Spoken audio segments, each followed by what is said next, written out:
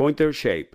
Pointer shapes are very important. If you're not aware of the pointer shape change, you won't be able to use Excel properly or efficiently.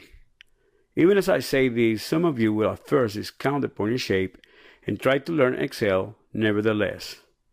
The good news is that you can always come back here and regroup and relearn about pointer shapes. Here on the right side, I have a list of the pointer shapes.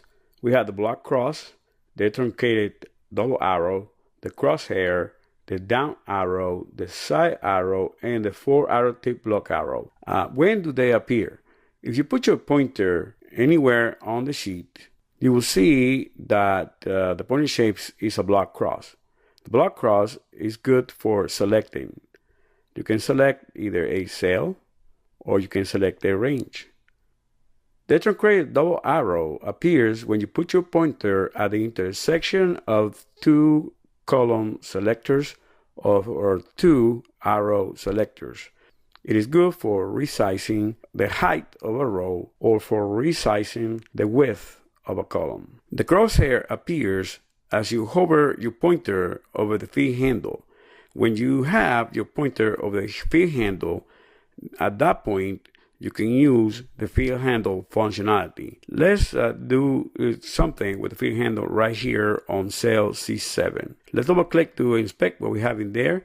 We do have a formula that multiplies the relative cell reference B7 with the absolute cell reference C4.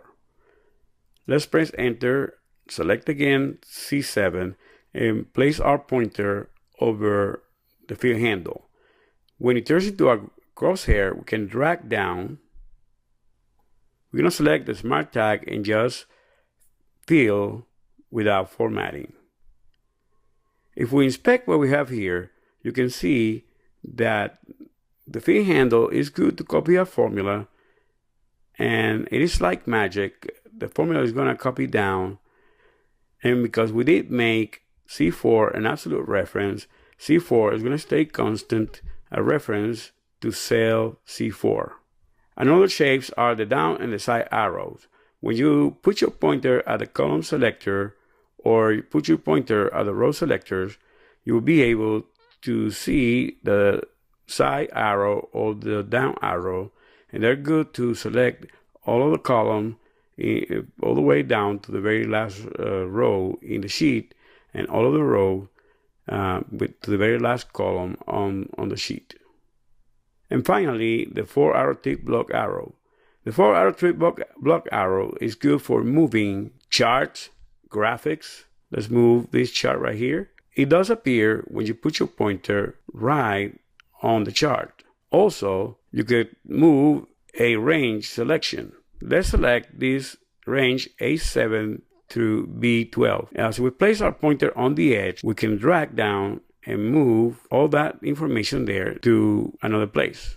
Again, I cannot stress enough how important pointer shapes are. If you're not aware of when they change and what they're for, then you will not be able to use Excel properly.